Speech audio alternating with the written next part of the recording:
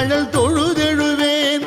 இடரினும் தளரினும் எனதுரு நோய் தொடரினும் உன் கழல் தொழுதெழுவேன்.